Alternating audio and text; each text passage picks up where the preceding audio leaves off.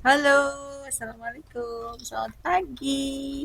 Hari ini mau jalan-jalan keliling-keliling kota Bandung, tapi ditemani sama si bujang aku yang jadi drivernya. Yuk, selamat mendengarkan cerita selanjutnya. Anak muda, lanjutkan pekerjaanmu.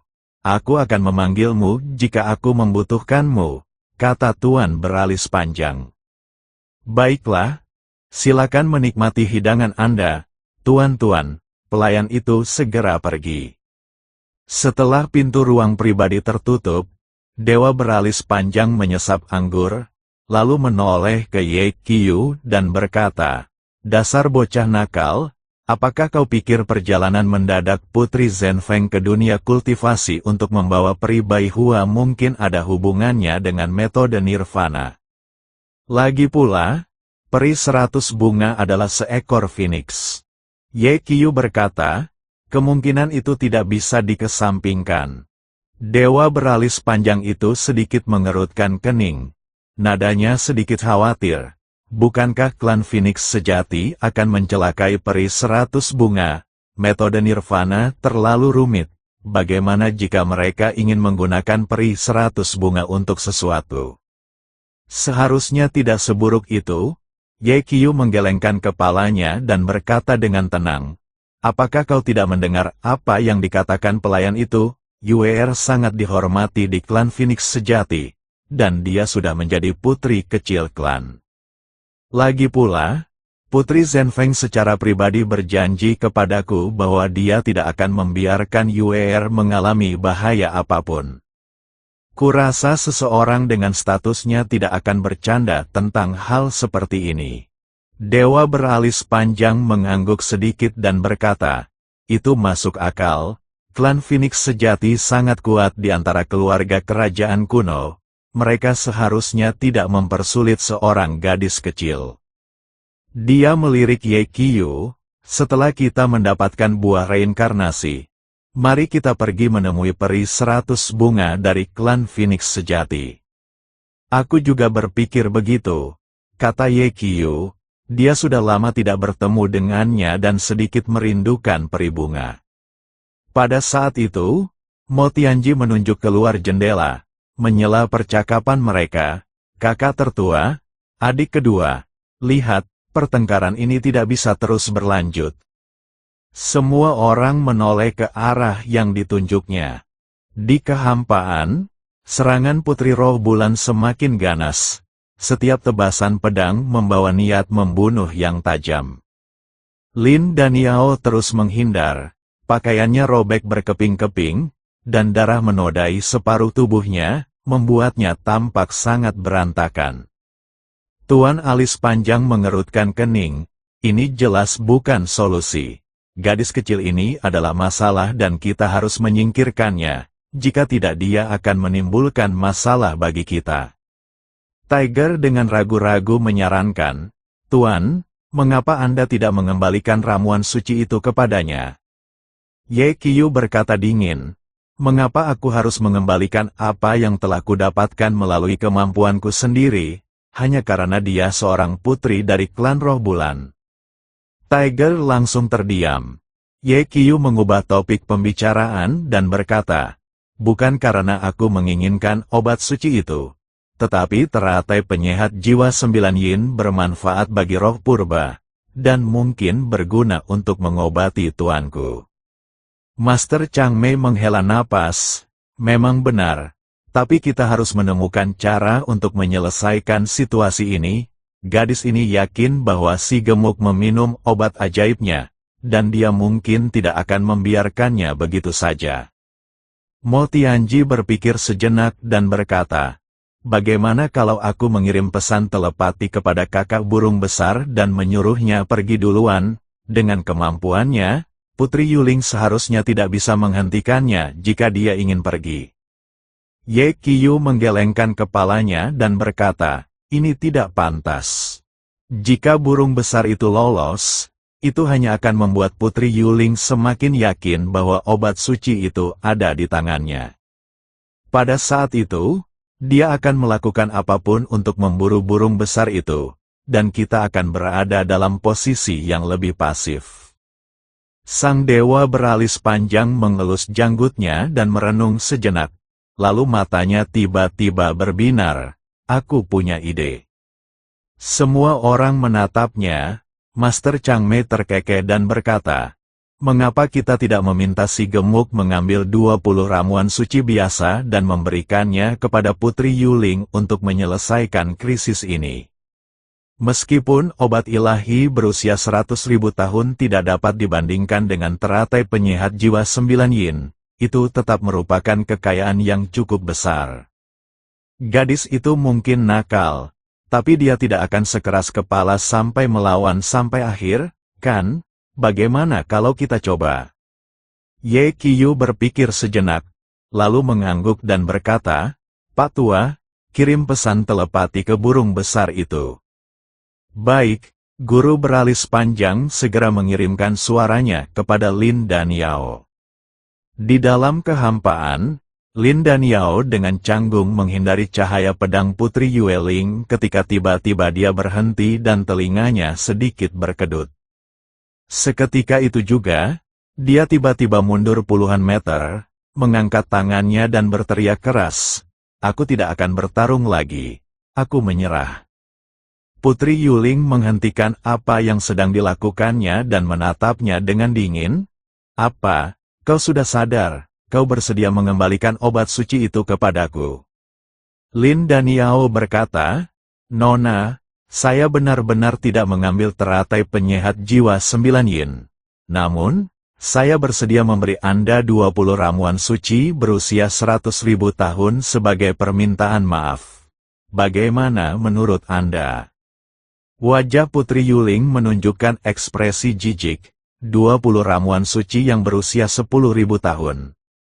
Lin dan Yao mengangguk cepat. "Ya, semuanya barang bagus, kualitasnya benar-benar terbaik." HMPH, Putri Yuling mendengus dingin dan berkata, "Putri ini tidak peduli. Aku hanya menginginkan teratai penyehat jiwa 9 yin." Lin dan Yao berkata dengan wajah getir, "Nona, Anda mempersulit saya. Jika aku benar-benar memiliki benda itu, aku pasti sudah memberikannya padamu sejak lama. Mengapa aku harus menanggung penderitaan ini? Lihatlah semua cedera yang saya alami.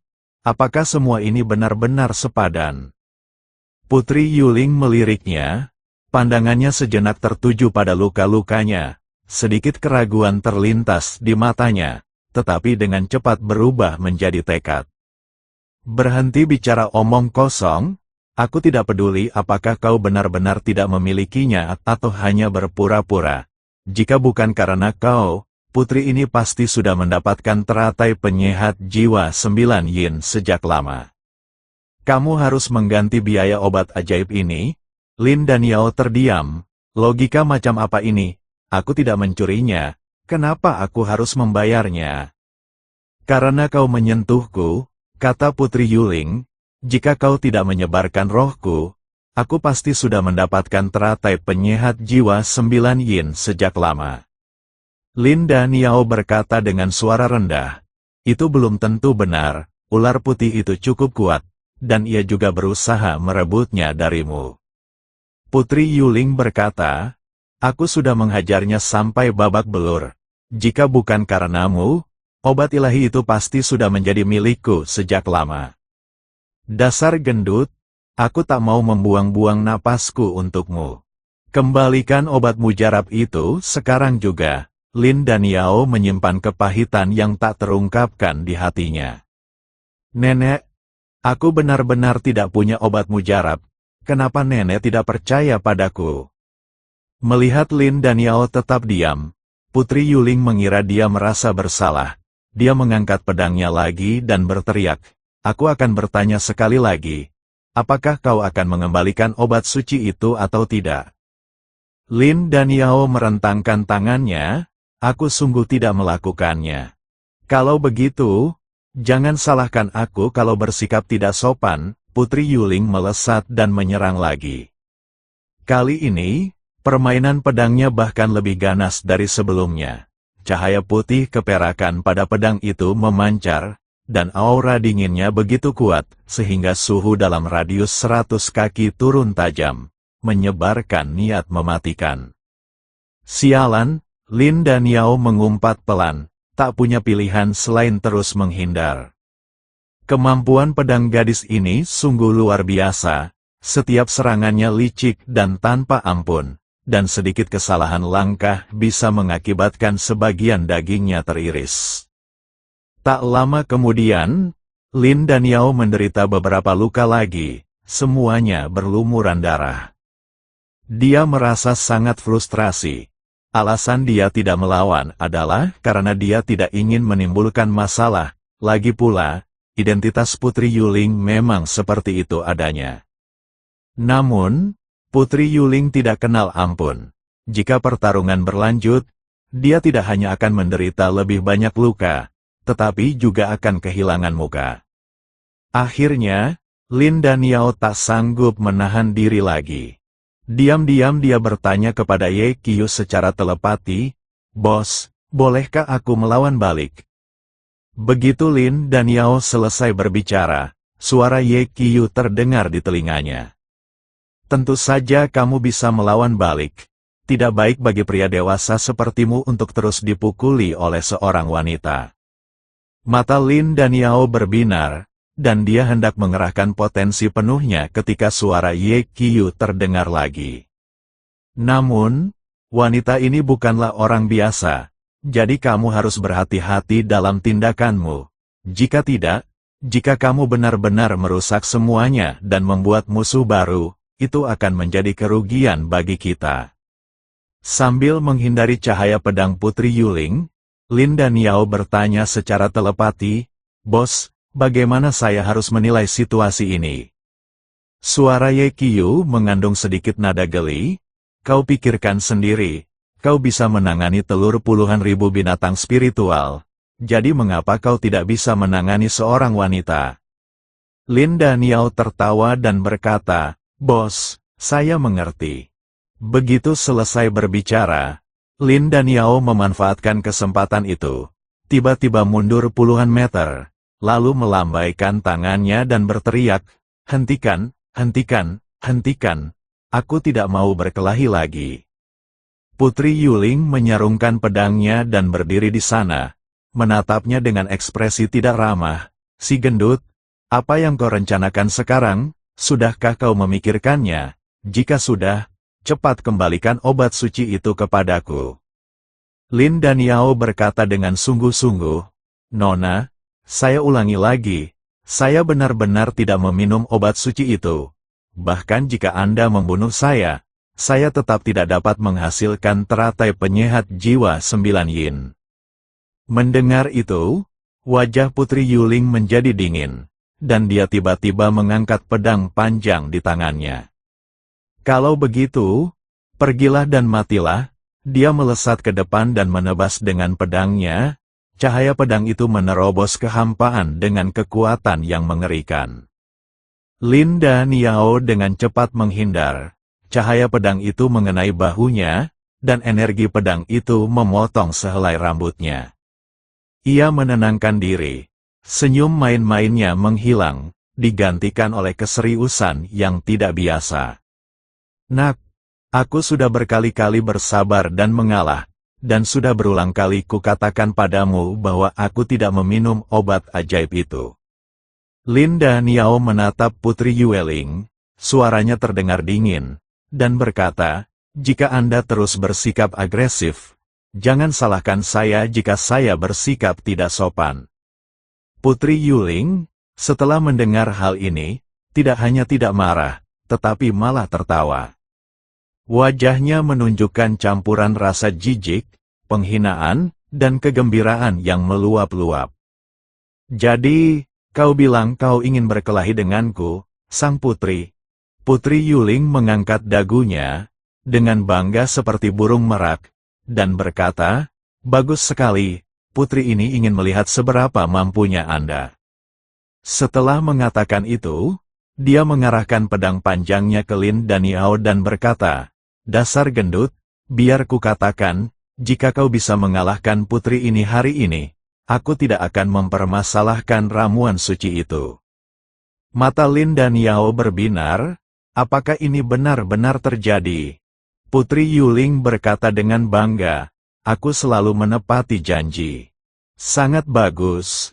Setelah mengatakan itu, Lin dan Yao sedikit merenggangkan kakinya dan mengambil posisi awal yang aneh di udara. Tubuhnya sedikit terkulai, tangannya mengepal erat, dan dia tampak seperti binatang buas yang siap menerkam. Nak, ayo ambil langkahmu, Putri Yuling menusukkan pedangnya langsung ke wajah Lin dan Yao. Ambil ini, serangan pedangnya cepat dan tanpa ampun, membawa niat membunuh yang mengerikan, seolah-olah akan menembus kepala Lin dan Yao. Mata Lin dan Yao menajam, dia berhenti bersembunyi. Dia menghentakkan kaki kanannya, ruang hampa di bawah kakinya meledak, dan dia terlempar seperti bola meriam. Pada saat yang sama, auranya tiba-tiba berubah. Jika Lin dan Yao sebelumnya seperti beruang gemuk yang menggemaskan, kini ia seperti binatang buas purba yang terbangun dari tidurnya. Aura kekerasan terpancar darinya, seperti letusan gunung berapi, membawa kekuatan yang buas dan dahsyat. Tinju kanan Lin dan Yao tiba-tiba melayang, sederhana dan brutal. Saat dia mengepalkan tinjunya, lapisan cahaya kuning kecoklatan mengembun di atasnya, dan bayangan samar seekor beruang raksasa dapat terlihat. Kepalan tangan dan pedang berbenturan, raungan yang memekakkan telinga mengguncang kehampaan di sekitarnya. Putri Yuling merasakan kekuatan luar biasa yang terpancar dari pedang itu.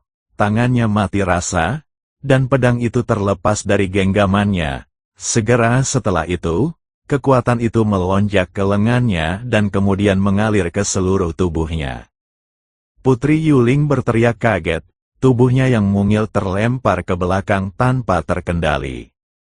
Tepat ketika Lin dan Yao hendak berhenti, dia tiba-tiba teringat apa yang dikatakan Ye Qiu, seseorang harus berhati-hati saat bergerak.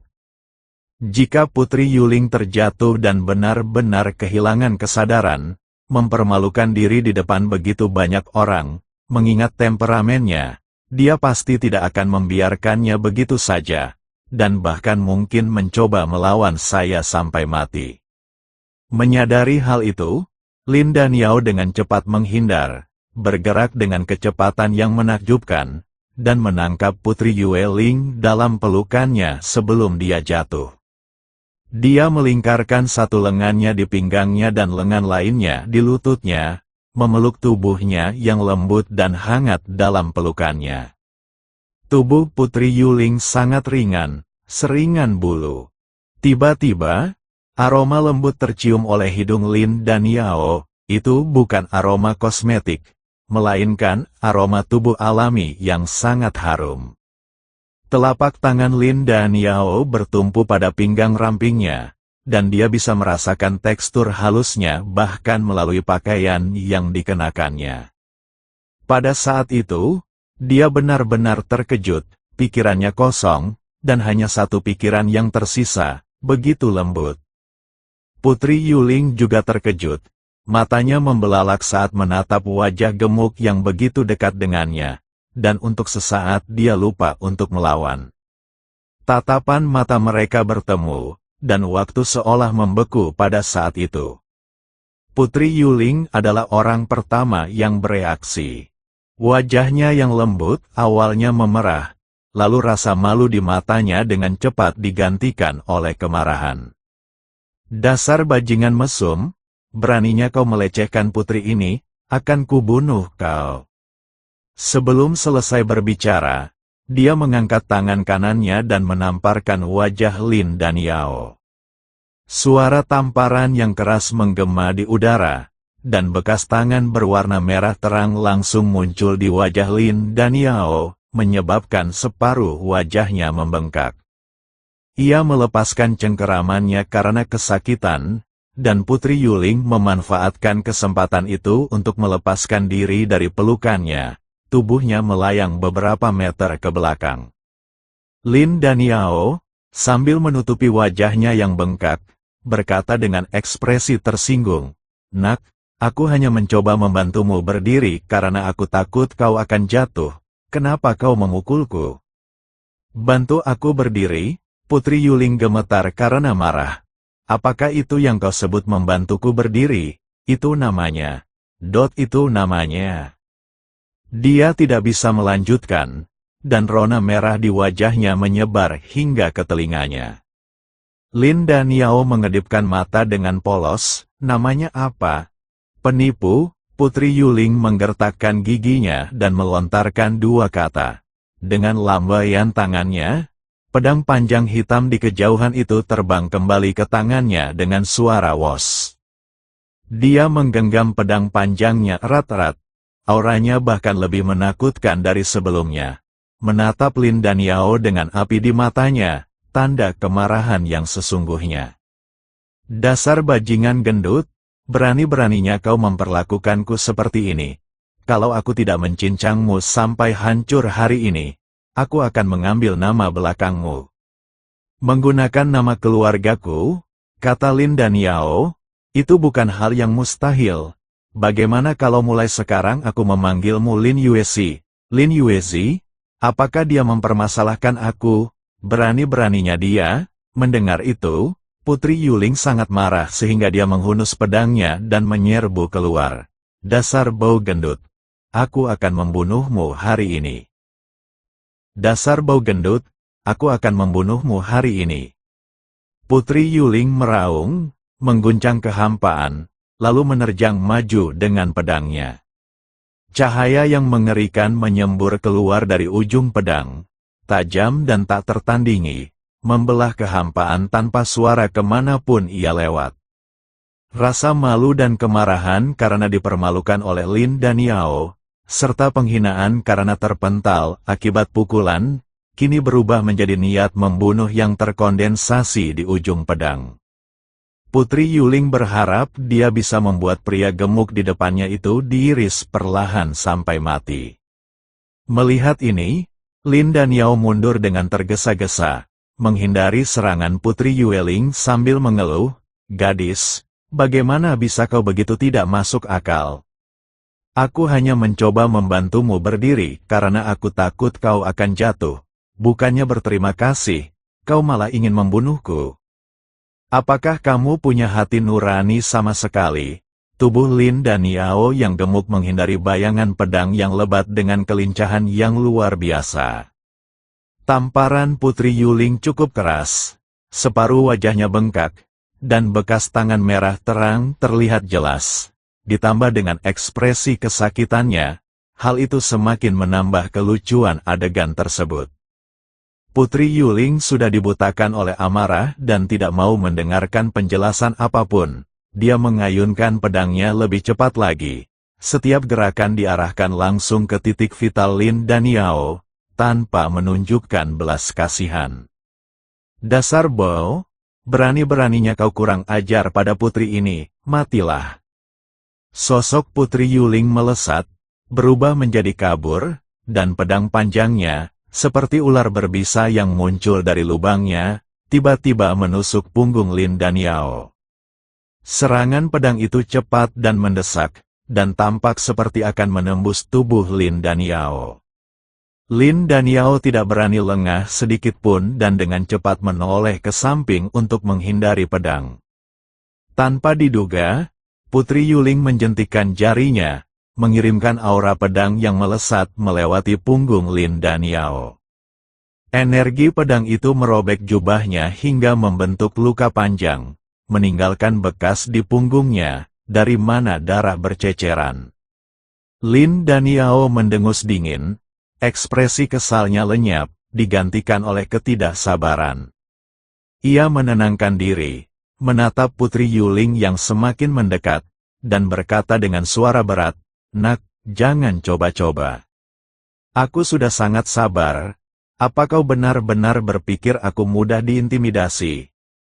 Sepertinya aku akan memberimu pelajaran hari ini, atau kau akan benar-benar berpikir aku takut padamu."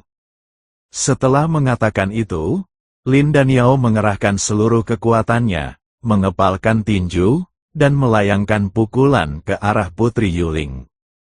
Saat tinjunya menghantam, raungan menggema di langit dan bumi. Di dalam kekuatan tinjunya, muncul bayangan seekor singa emas raksasa, megah dan mengagumkan. Melihat hal ini, Putri Yuling tidak hanya tidak mundur atau menghindar, tetapi semangat bertarungnya malah bangkit. Kau berani bersikap kurang ajar di depanku? Seru Putri Yuling sambil menebas dengan pedangnya. Angin tinju dan energi pedang bertabrakan, menghasilkan raungan yang memekakkan telinga. Gelombang kejut yang dahsyat menyebar keluar, merobek retakan yang tak terhitung jumlahnya di kehampaan sekitarnya. Putri Yuling merasakan kekuatan yang lebih dahsyat lagi yang terpancar dari pedang itu, menyebabkan tangannya langsung terbelah, darah menyembur keluar, dan pedang itu terlepas dari genggamannya. Detik berikutnya, Putri Yuling berseru kaget, tubuhnya kembali tak terkendali. Lin dan Yao membuat Putri Yuling terpental dengan satu pukulan, dan nasihat Ye Qiu kembali terlintas di benak, berhati-hatilah dengan kekuatanmu. Dia mengerutkan kening, berpikir dalam hati, gadis ini memiliki temperamen yang sangat berapi-api. Jika aku mempermalukannya, dia mungkin akan melawanku sampai mati. Pikiran itu terlintas di benaknya, dan dia langsung menyusul Putri Yuling yang terbang mundur. Lalu, dia dengan cepat mengulurkan tangan dan menariknya erat-erat ke dalam pelukannya. Seketika itu, aroma tubuh alami yang menyenangkan itu kembali memenuhi hidungnya, dan sentuhan lembutnya menembus pakaiannya, membuat Lin dan Yao merasa gelisah. Namun kali ini, ia tak berani berlama-lama dalam keadaan linglung dan segera menenangkan diri, takut gadis itu akan salah paham lagi.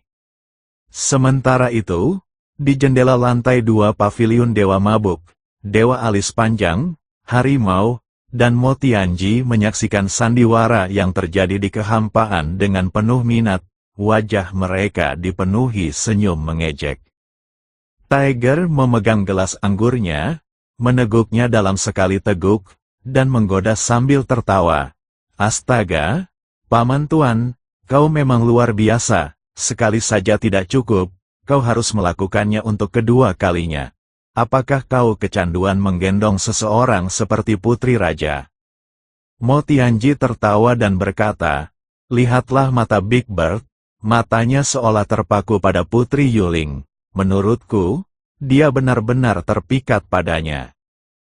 Tuan Alis Panjang tertawa dan berkata, aku tidak menyadari bahwa pria gemuk ini tidak hanya mahir berurusan dengan binatang spiritual, tetapi juga cukup terampil berurusan dengan wanita.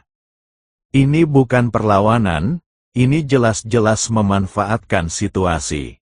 Apakah dia tidak takut memprovokasi Putri Yuling terlalu jauh dan membuatnya bertarung dengannya sampai mati? Ye Qiu, yang berdiri di samping, tetap diam, pandangannya beralih bolak-balik antara Lin dan Yao dan Putri Yuling. Tidak jelas apa yang dipikirkannya, tetapi sudut-sudut mulutnya perlahan terangkat membentuk senyum. Di dalam kehampaan, Lin dan Yao, sambil menggendong Putri Yuling, menenangkan diri dan, dengan raut wajah khawatir, dengan lembut bertanya, Nona, apakah Anda baik-baik saja? Putri Yuling tersadar dari lamunannya, wajah cantiknya langsung memerah karena malu dan marah. Ia mengangkat tangannya dan menamparkan Lin dan Yao di wajah. Memukul, tamparannya sangat kuat, membuat kepala Lin dan Yao terlempar ke samping. Dasar bau mesum, siapa yang butuh kebaikan palsumu? Putri Yuling meraung, melepaskan diri dari pelukan Lin dan Yao. Dia mundur beberapa langkah, matanya yang berbentuk almond tertuju pada Lin dan Yao, amarahnya hampir meledak. Dia membentak, apakah kau tidak tahu apakah aku baik-baik saja atau tidak? Kau sudah berulang kali melakukan tindakan tidak pantas kepadaku. dan sekarang kau berani berpura-pura baik dan bertanya apakah aku baik-baik saja. Aku akan membunuhmu, Lin Daniao, sambil menutupi wajahnya, berteriak, bagaimana bisa kau begitu tidak tahu berterima kasih? Jika aku tidak bertindak cepat, kau pasti sudah babak belur. Aku menyelamatkanmu. Oke, bukannya berterima kasih, kau malah memukulku. Menyelamatkanku? Putri Yuling gemetar karena marah. Jika kau tidak memukulku, apakah aku akan terlempar ke udara?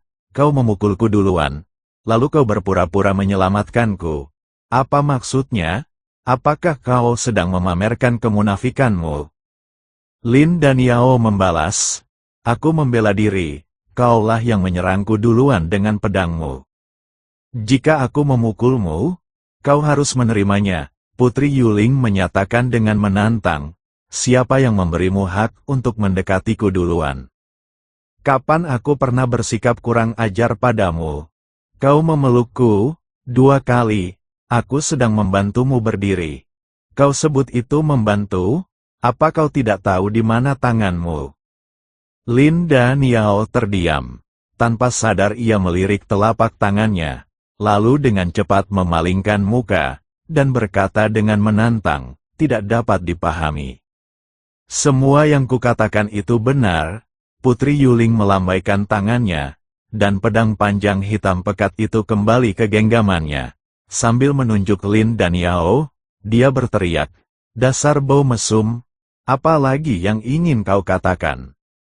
Aku tidak bisa membantahmu, tapi aku benar, kata Lin Daniao.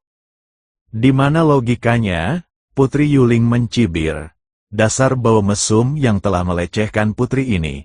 Berani-beraninya kau bicara soal akal sehat. Lantai 2 Zui Xianlou, mendengar percakapan antara keduanya di kehampaan. Dewa beralis panjang menggelengkan kepalanya sambil tersenyum. Kupikir si gendut itu mengerti wanita, tapi sepertinya dia sama sekali tidak mengerti mereka. Pantas saja Ling Menghan kabur. Dia benar-benar mencoba berunding dengan seorang wanita. Bukankah itu konyol? Jika perempuan itu masuk akal, lalu apa gunanya menghabiskan uang? Apa gunanya berpelukan? Apa gunanya perhiasan emas dan perak? Tiger bertanya, Tuan, jika Anda tidak bisa berunding dengan wanita, lalu apa yang bisa Anda lakukan dengan mereka? Sang guru beralis panjang berkata, di dunia ini, hanya laki-laki yang rasional. Perempuan tidak rasional, mereka menginginkan sikap dan nilai emosional. Mencoba berargumentasi dengan seorang wanita itu seperti mencoba menjelaskan desain keseimbangan kepada seorang pemain curang dalam permainan, itu bukan hanya sia-sia, tetapi juga membuat Anda tampak tidak dibutuhkan. Tiger tampak bingung, curang, apa itu? Aku tidak mengerti. Tuan beralis panjang berkata, izinkan saya memberi Anda contoh. Dalam cinta, memenangkan argumen berarti kehilangan istri Anda. Hanya dengan kalah dalam argumen Anda dapat memenangkan hati istri Anda. Apakah Anda mengerti? Begitu dia selesai berbicara, Hu Zi dan Mo Tianji sama-sama menatap guru beralis panjang dengan tatapan aneh. Mengapa kalian semua menatapku? Dewa abadi beralis panjang itu menyentuh wajahnya dan bertanya, apakah ada sesuatu di wajahku? Mo Tianji berkata, kakak senior, Anda adalah anggota sekte Taois. Bagaimana Anda bisa tahu begitu banyak tentang cinta? Mungkinkah Anda pernah memiliki petualangan romantis di masa lalu? Jangan bicara omong kosong, aku tidak melakukannya. Guru alis panjang buru-buru membantah. Sambil berkata, aku adalah seorang guru Taois yang sangat berpengalaman, yang sedang mengembangkan karakter dan temperamenku. Bagaimana mungkin aku terlibat dalam masalah percintaan? Alasan saya tahu banyak hal adalah karena saya telah berkeliling seluruh negeri dan bertemu banyak orang selama bertahun-tahun. Apa yang belum saya lihat? Prinsip apa yang belum saya ketahui? Aku hanya memberikan deskripsi singkat, dan kalian semua begitu terkejut, kalian semua begitu bodoh. Saat berbicara, guru beralis panjang itu menunjukkan ekspresi meremehkan, seolah-olah mengejek keduanya karena ketidaktahuan mereka. Mo Tianji memalingkan muka, berpikir, seharusnya aku tahu lebih baik daripada bertanya, aku baru saja mempermalukan diriku sendiri. Ye Qiu tersenyum, mengambil cangkir tehnya, menyesapnya, lalu memandang keluar. Di dalam kehampaan, Lin dan Yao terdiam mendengar balasan Putri Yueling. Ia membuka mulutnya, tetapi setelah jeda yang cukup lama, ia berhasil tergagap. Kau sungguh tidak masuk akal. Kaulah yang tidak masuk akal, balas Putri Yueling. Kau memukul seseorang lalu mencoba menyelamatkannya. Apa kau pikir aku anak kecil berusia 3 tahun, yang begitu mudah ditipu? Apa maksudmu? Kamu, kurasa kau hanya merasa bersalah.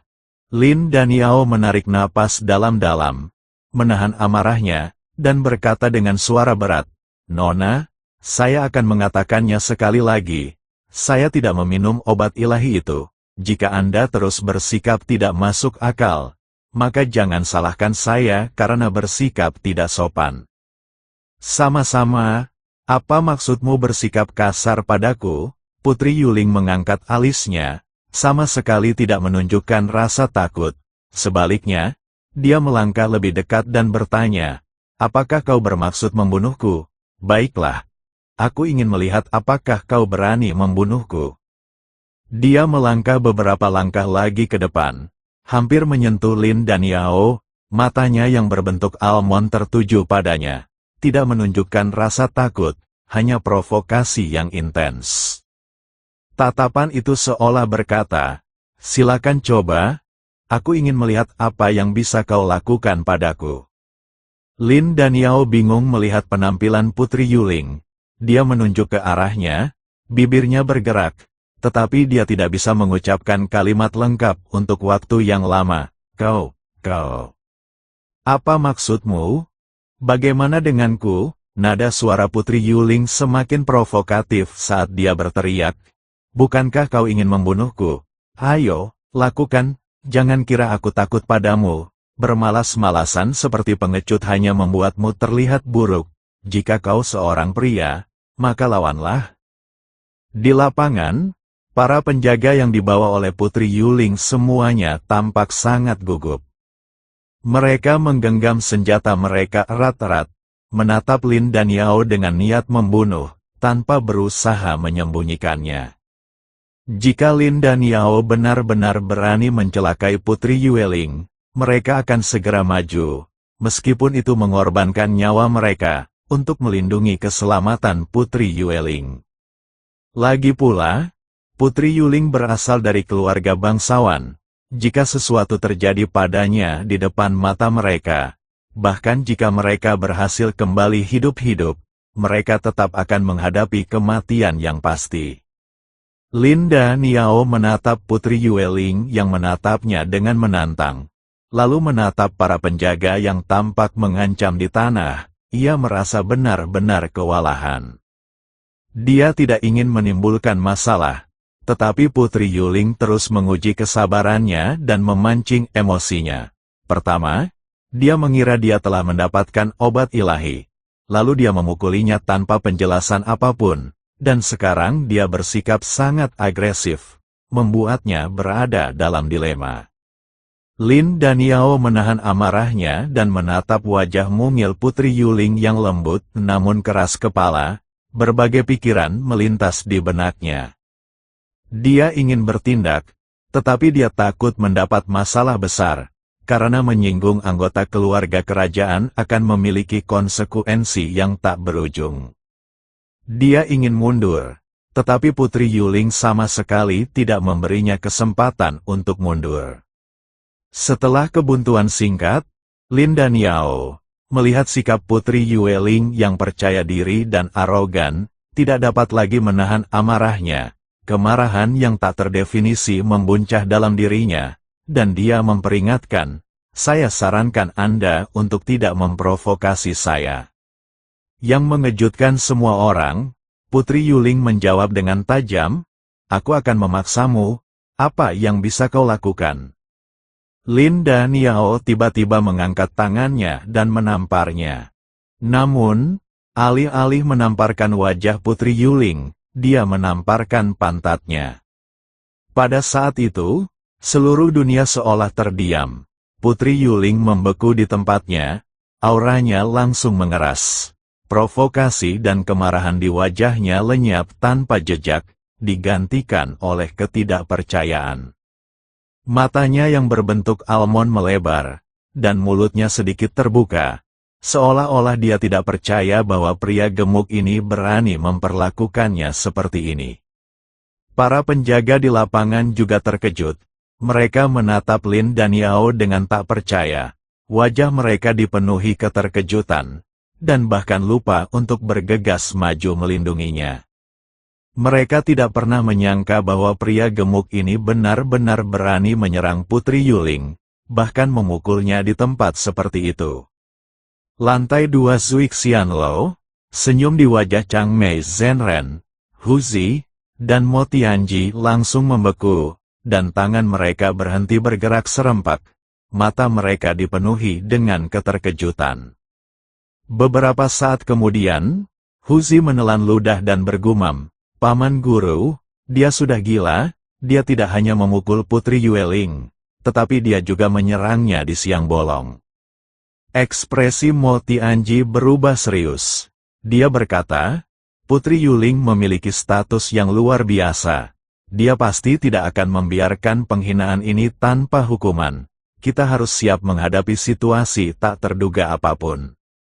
Lin dan Yao sendiri terkejut, menatap tangannya dengan ekspresi kosong di wajahnya. Dia bertindak impulsif tanpa berpikir, dan pada saat dia menyadari apa yang terjadi, tamparan itu sudah mengenai dirinya.